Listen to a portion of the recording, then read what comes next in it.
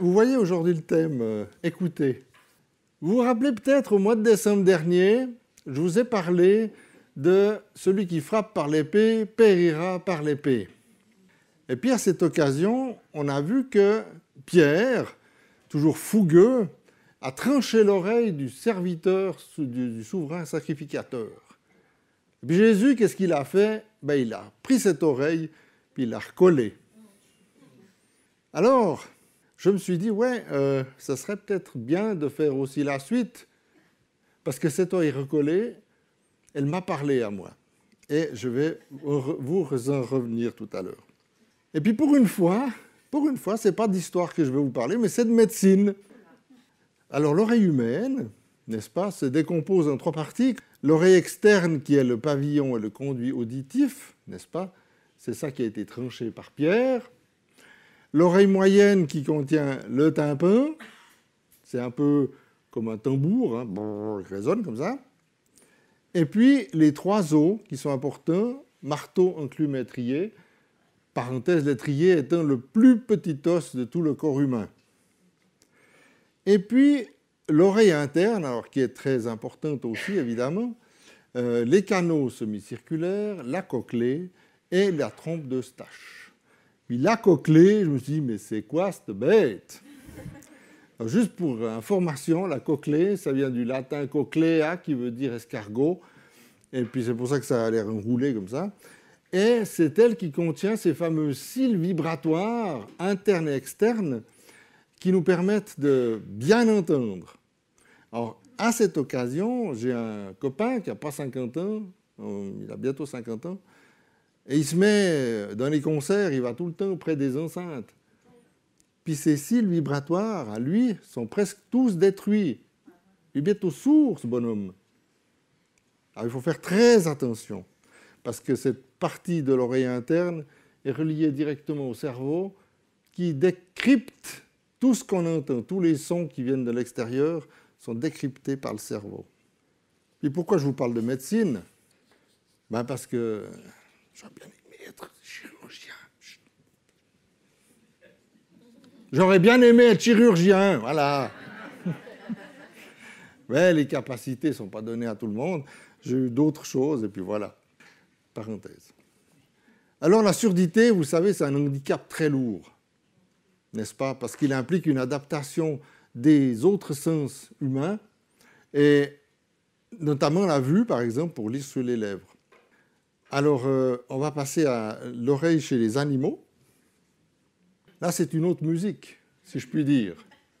Parce que vous avez tous connaissance des animaux, comme les chats et les chiens, qui entendent mais vraiment super bien. Nous, à côté, on est vraiment des handicapés. Mais il y en a d'autres, et notamment ils sont représentés ici, qui ont des ouïes très spéciales ou des façons d'écouter très spéciales. Par exemple, l'ouïe des chauves-souris compense leur piètre vue. Une chauve-souris, il faut savoir qu'elle est capable d'entendre 300 000 Hertz à la seconde. Ça veut dire 300 000 vibrations. Alors que nous, au mieux, on arrive à 20 000 Hertz. On a déjà poussé, hein. Les chevaux orientent leurs oreilles avec une très grande précision. Si vous observez une fois un cheval, puis que vous lui parlez depuis derrière, pouf, depuis côté, pouf, il bouge ses oreilles, mais c'est extrêmement précis. De là où vient le son, il sait exactement. Les sauterelles, c'est encore plus bizarre, parce qu'elles ont des organes auditifs, on ne va pas dire peut-être des oreilles, mais des organes auditifs aux genoux. Parce que vous voyez, les genoux des sauterelles étaient tout en haut, hein, ting, ting. Donc elles entendent ce qui vient du dessus. Les baleines, c'est assez connu, les baleines peuvent communiquer jusqu'à 2000 km de distance. 2000 km. Ce n'est pas comme vous et moi aujourd'hui. 2000 km dans la mer. Et les pieuvres, pourquoi j'ai mis la pieuvre? Elle est complètement sourde. Elle n'entend rien. Mais alors, elle a des capacités incroyables avec notamment ses tentacules et sa peau. Par exemple, sa peau est très très sensible. Et puis, si tout à coup l'environnement change, c'est là qu'elle change de couleur, grâce à sa peau. Donc elle est vraiment, elle a d'autres sens qui sont développés, mais alors nada, hein, toute sourde. Et puis vous dire encore quoi? Vous dire que les humains que nous sommes, donc on perçoit jusqu'à 20 000 Hertz maximum et 40 minimum. Ça, c'est donné à la naissance en principe. Mais on perd 2000 Hertz environ par décennie. Donc chaque fois qu'on a 10 ans, paf, 2000 Hertz, au revoir. Bon, mais ça ne veut pas dire qu'on n'entend pas bien. Bien, cela étant dit, entendre ou écouter? J'entends ce que tu dis, mais je ne t'écoute pas. Bon, ça, c'est une phrase lapidaire, hein, mais elle marque bien ce qu'on est disposé à faire ou pas. Ou pas. Et alors, je reviens à cette histoire du serviteur qui a eu l'oreille coupée, parce que Jésus allait vivre sa passion après cette arrestation, n'est-ce pas? Et puis, c'est pas pour faire joli dans le paysage qu'il a recollé cette oreille. Il y avait un but très précis. Si on prend les années de son ministère sur Terre, j'appelle ça, moi, la pointe de l'iceberg. Parce que c'était finalement assez court, son ministère sur Terre. Mais il y a son ministère dans le ciel, qui dure depuis toujours. Et durera toujours. Merci. Mais c'est vrai. Et après sa mort et sa résurrection, le monde allait être complètement bouleversé. Et vous savez que la tradition orale est très importante dans certains peuples. Chez nous, c'est un peu paumé tout ça. Avant, il y avait les villages qui étaient relativement isolés, et puis il y avait le rémouleur qui allait aiguiser les couteaux, qui donnait les derniers potins de la ville, ou il y avait le marchand d'étoffes qui allait, puis colportait la mode. Et puis, dans ces villages, qu'est-ce qu'on faisait? Les veillées d'hiver, et pas la télé, hein, et pas les iPhones, machin, il y avait l'oralité. Beaucoup de gens racontaient des histoires, beaucoup de gens chantaient. Ils étaient tous ensemble autour du feu, puis ils chantaient, ils racontaient des histoires, ils étaient là, et ils transmettaient ce qui se disait. Entre autres, la parole de Dieu. Ils transmettaient ce qu'ils avaient écouté, soit à la messe, soit au culte, ça dépend où on était, mais ils transmettaient tout cela. C'était l'oralité. Et là, vous voyez que le rôle de l'oreille, c'est fondamental. Dans la compréhension du monde qui nous entoure, notamment. On a une bouche et deux oreilles, c'est pour parler 2 fois moins. Ça, c'est vrai. On devrait plus écouter que parler. Alors, qu'est-ce que c'est entendre au sens biblique? On y vient. Shema Israël, Yahvé Eloyanahu, Yahvé Had. Écoute Israël, l'Éternel est notre Dieu, l'Éternel est un. C'est Deutéronome 6,4. Et c'est Moïse qui s'est exprimé ainsi devant les enfants d'Israël avant sa mort. Et ce n'est pas pour rien. Chez les Juifs, le Shema, c'est une profession de foi.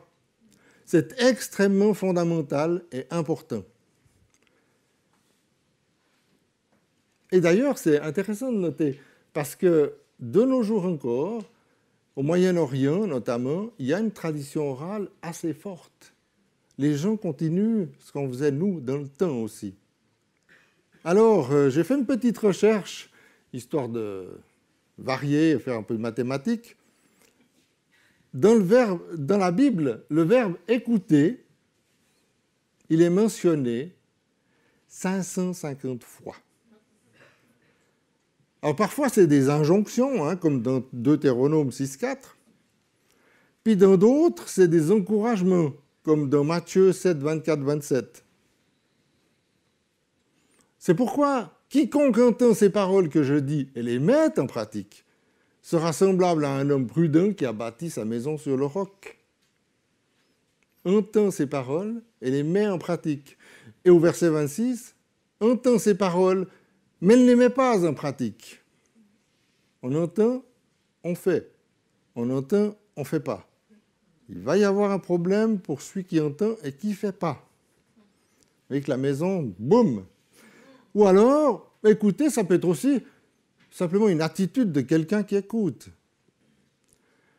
L'un d'entre eux dit, je reviendrai vers toi à cette même époque, et voici Sarah, ta femme, aura un fils. Sarah écoutait à l'entrée de la tente qui était derrière lui. Simplement, elle était là, elle écoutait. C'était un peu plus passif. Elle écoutait, elle n'entendait pas. Ou elle entendait, elle n'écoutait pas. Voilà.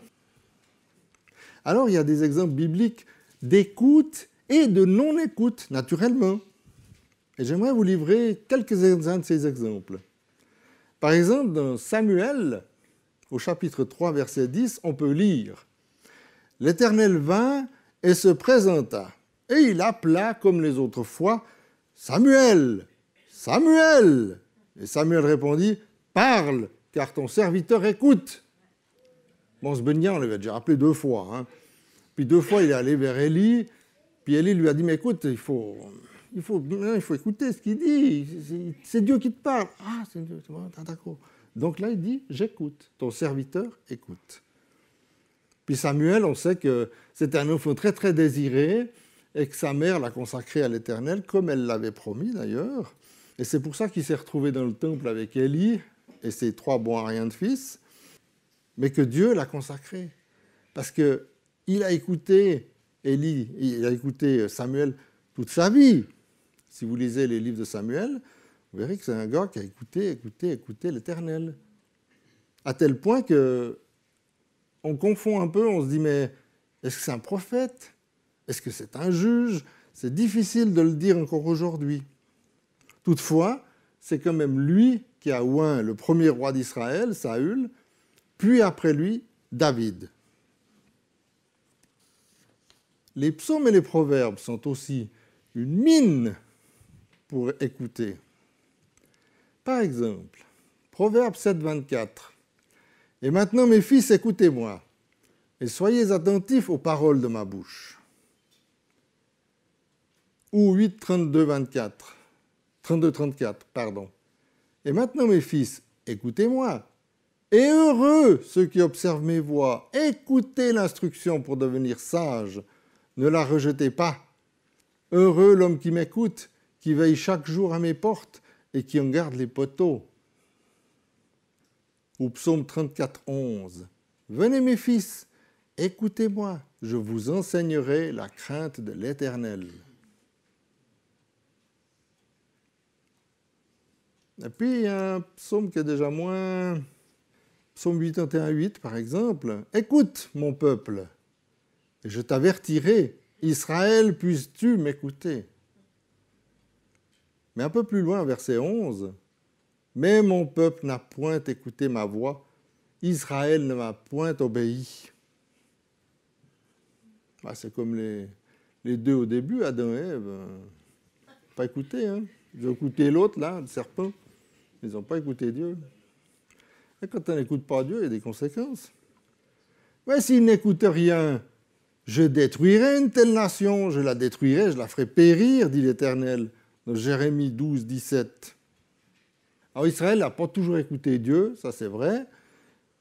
Puis je me posais la question, mais est-ce qu'on est si différent d'Israël? Mais est-ce qu'on écoute Dieu? Non, c'est pas moi Dieu, c'est moi qui écoute pas. Puis comment on différencie aussi ce qui vient de Dieu ou ce qui vient de la chair, ce qui vient de sa propre pensée? Et voilà à nouveau des questions où il faut essayer d'apporter des réponses. Donc, écoutez Dieu. Alors, à propos de ses propres pensées, moi j'ai une histoire. Vous vous rappelez sûrement du pasteur des Corvées, pour ceux qui sont dans les âges à peu près comme moi. Voilà, c'est dit, les jeunes, la bohème. Il a écrit plein de livres. Et un jour, un de ses paroissiens vient vers lui. « Monsieur le pasteur, ah, c'est super, j'aime 2 femmes, j'aime ma femme, puis j'aime ma maîtresse. Puis, c'est marqué dans la Bible, fais de l'Éternel tes délices, il te donnera ce que ton cœur désire. Alors moi, comme j'aime l'Éternel, je peux avoir les 2 femmes. » Il est un peu interloqué, notre ami Descorvets, et ceux qui l'ont écouté après aussi, parce que c'est une façon de mal ou de ne pas écouter Dieu, c'est bien de tordre les Écritures. On arrange un peu les choses avec notre sauce, là, comme ça marche, puis ça correspond à notre pensée. Mais ça ne marche pas. D'ailleurs, Dieu, vous vous rappelez, Dieu, c'est un Dieu jaloux. Il veut qu'on l'honore en tout temps. Ah ah. Et pour cela, d'abord, il a donné les 10 commandements, dans Exode 22 à 17. Et puis, bon, vous savez la suite. On fait quand même à notre tête. Et Jésus est venu. Et Jésus a dit dans Matthieu 22, 37, Jésus lui répondit, « Tu aimeras le Seigneur ton Dieu de tout ton cœur, de toute ton âme et de toute ta pensée et de toute ta force. » Certains versets ajoutent. Et deuxième commandement, dans Jean 13, 34, « Je vous donne un commandement nouveau. Aimez-vous les uns les autres comme je vous ai aimé. Vous aussi, aimez-vous les uns les autres. » Programme. Aimer, c'est le verbe le plus difficile à conjuguer envers les autres. Surtout envers les autres qu'on ne connaît pas. Mais encore une fois, la clé de tout ça, c'est écouter le Seigneur, entendre ce qu'il a à nous dire. Alors, dans Matthieu 7, on a vu, ça ne suffit pas seulement d'écouter comme ça. Moi, je vous donne quelques pistes. Lire la Bible tous les jours. Classique. Mais nombre de chrétiens ne peuvent pas avoir accès à la Bible. Certains même ont une Bible chez eux et risquent leur vie à cause de ça. C'est très dangereux dans certains pays. Et nous, on a la chance de pouvoir la lire tous les jours, quand on veut. Et peut-être que des fois, on ne le fait pas. Mais vous savez que moi, je loupe ce moment le matin avec Dieu et je ne lis pas ma Bible. Mais dans la journée, il y a quelque chose qui... Et ça manque, là. Il y a quelque chose qui... Je commence à trembler. Il y a un état de manque. On est accro. On est accro à Dieu, à sa parole. On peut aussi, deuxième petite piste, on peut lire des livres inspirés. On parlait de Descorvets, mais ce n'est pas le seul être inspiré qui a écrit des livres. Et ce qui est intéressant, c'est que ça apporte des éclairages un peu différents. Hein, si on reste dans notre coin puis qu'on reste comme ça entre nous, sympa bonheur, mais il manque des fois, je ne sais pas, quelque chose qui vient un peu de l'extérieur, quelque chose qui nous met la lumière, en particulier sur une parole de Dieu. Moi, un livre qui m'a beaucoup aidé, lorsque j'étais sorti de chez les francs-maçons, c'était de lire Dastier de la Vigerie et son Tourment et la grâce. Ah, c'était la classe. Parce que dans ce livre, j'ai trouvé exactement ce qu'il ne fallait pas faire. Vous savez, les francs-maçons, je ne vais pas vous expliquer en détail, mais ça vous prépare spirituellement à quelque chose, mais aussi à autre chose. Certains pratiquent de l'occultisme. Et ça, grâce à Dastier de la Vigerie, j'ai eu les quinquets qui se sont ouverts et j'ai pu réaliser mes erreurs. Et mieux que ça, mettre de l'ordre dans ma vie. Il y a des livres qui ont giclé, qui sont allés au feu. Je me souviens, on était allé aux forêts une fois avec ma femme. Les livres, les machins, tout ça, on vous est débarrassé. Un feu, youhou, feu de joie. Et puis, encore une piste, visionner les autres prédicateurs. Ah ouais. Vous voyez, aujourd'hui, Philippe est à Bienne. Ben, les Biennois, même s'ils le connaissent parce qu'il vient de temps en temps, ils ont un autre prédicateur. Ils ont quelqu'un qui a un regard nouveau. C'est un peu comme les bouquins tout à l'heure. Mais là, c'est quelqu'un qui vous parle. Et c'est formidable parce que, alors, il y a Internet, il y a YouTube, il y a des tonnes et des tonnes et des tonnes de vidéos à voir, à écouter, à regarder. Alors, c'est pas qu'il faut tout regarder. Il faut avoir du discernement, on est bien d'accord. Mais il y a des choses très édifiantes dans tout ce qui est dit. Et là, c'est encore une combine pour écouter ce que Dieu a à nous dire. Et puis, il y a aussi écouter la radio. Hein? Vous connaissez Radio Air? Eh bien voilà, Radio Air, c'est des interviews intéressantes, c'est des reportages, c'est de la musique. C'est quelque chose qui vient de Dieu aussi. C'est une œuvre de Dieu. Écouter les chants chrétiens. On a des CD à la maison où on télécharge des machins. On a YouTube. Voilà. Et on a plein de chants chrétiens qui nous viennent. Et tout à l'heure, on a eu un chant qui disait « Entends, j'entends ». C'était bien. C'est édifiant. Et puis, il y a encore deux autres pistes, je vous donne.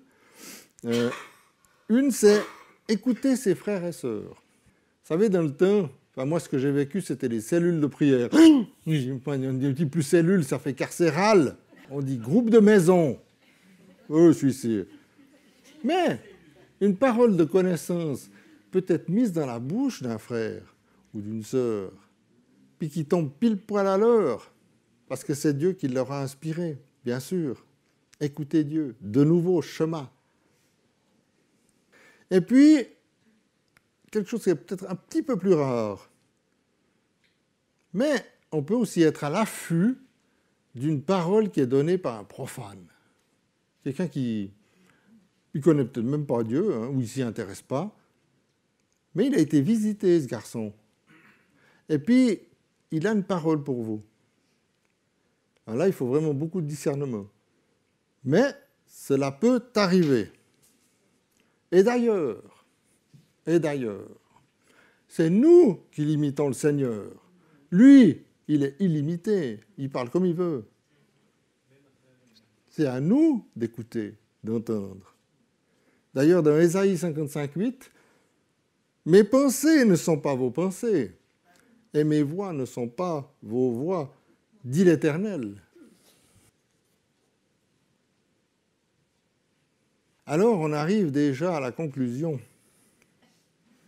Voilà. La qualité d'écoute du Dieu éternel est primordiale dans la vie chrétienne.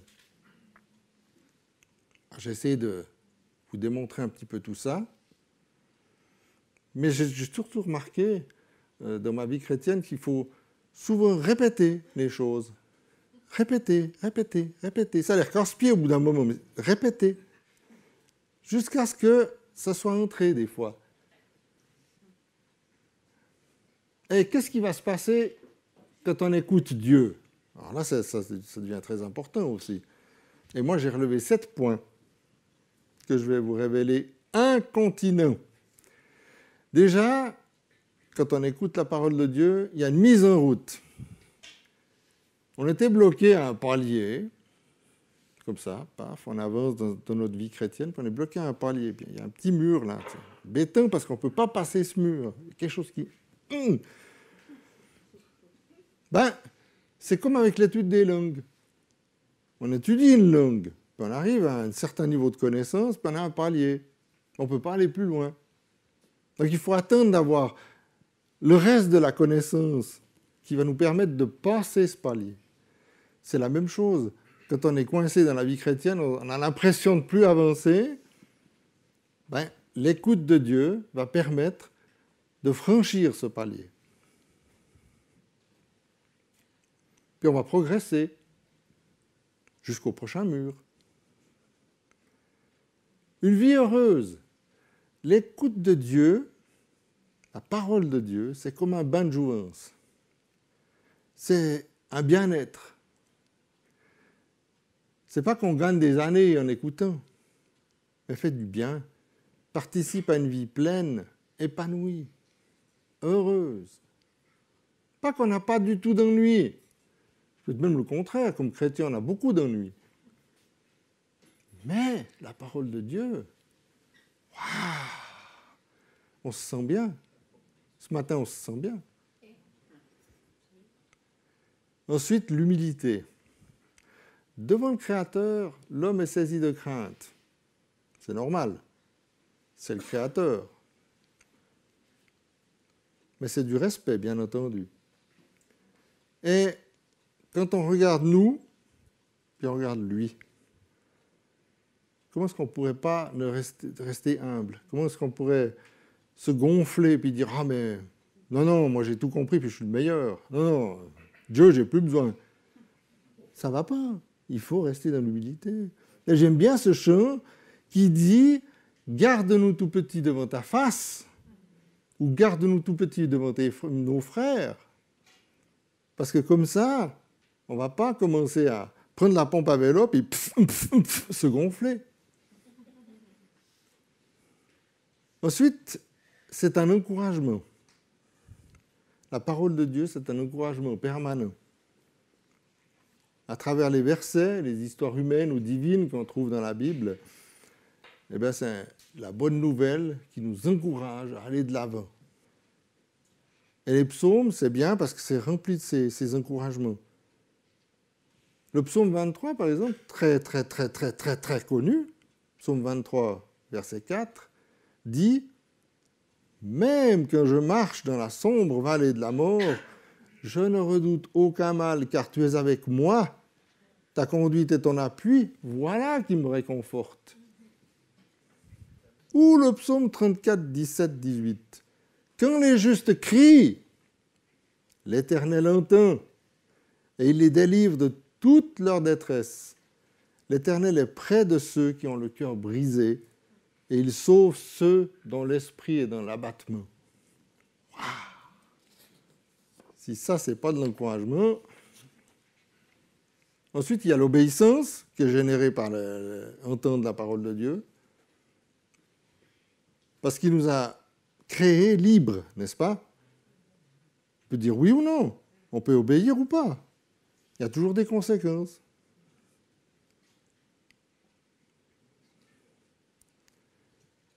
Et d'ailleurs, j'aime bien ce Deutéronome 30, 15 à 16. Vois, je mets aujourd'hui devant toi la vie et le bien, la mort et le mal, car je te prescris aujourd'hui d'aimer l'Éternel ton Dieu, de marcher dans ses voies et d'observer ses commandements, ses lois et ses ordonnances, afin que tu vives et que tu multiplies et que l'Éternel ton Dieu te bénisse dans le pays dont tu vas entrer en possession. Donc ça, en soi, c'est déjà un sujet de prédication. Ensuite, il y a la sagesse. Vous vous souvenez, le roi Salomon avait demandé quoi? Pas les richesses, la sagesse. Waouh! Mais on peut l'obtenir aussi via la parole de Dieu. Parce que on doit être conscient que dans le monde qui nous entoure, il y a des fausses sagesses, il y a des philosophies, il y a des choses comme ça qui se passent.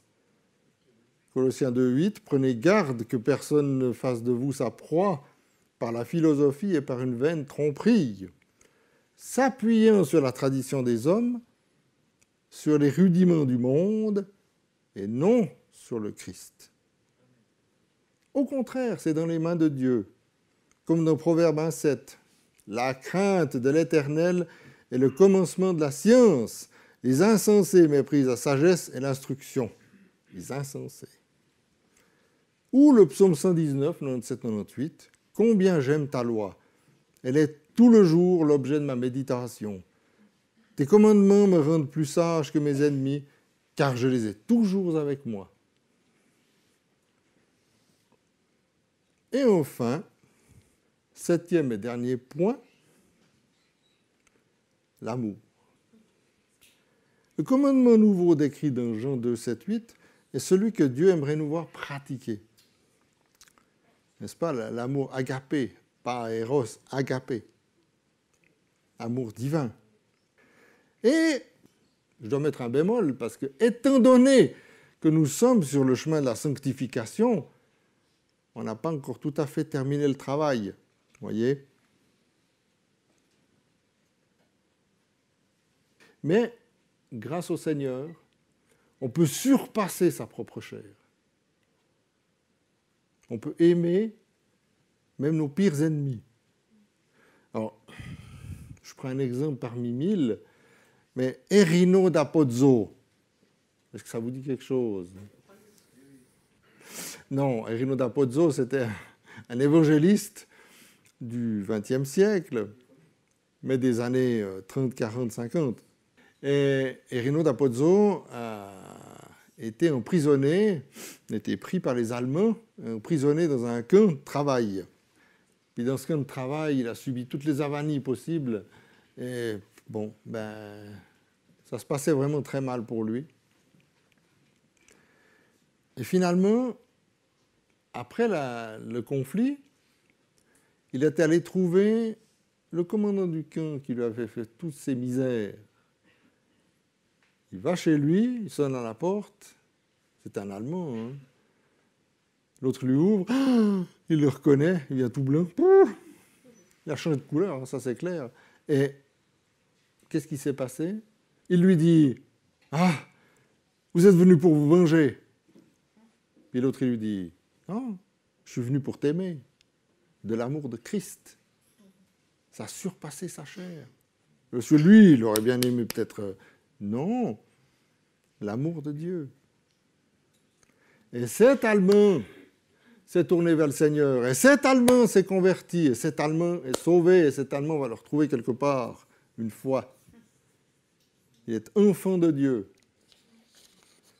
Alors je termine en citant encore une fois la parole de Dieu. La foi vient de ce qu'on entend, et ce qu'on entend vient de la parole du Christ. Amen.